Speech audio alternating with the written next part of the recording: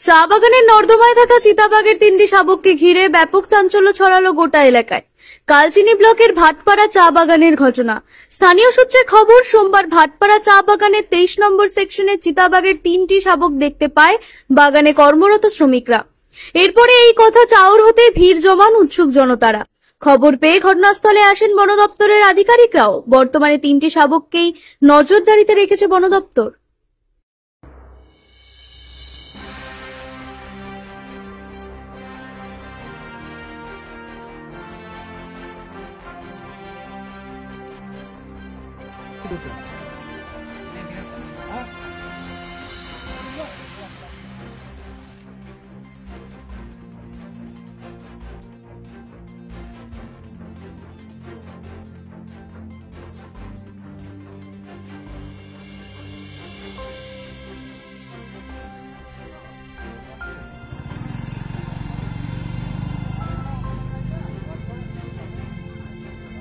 Lalu di sini kami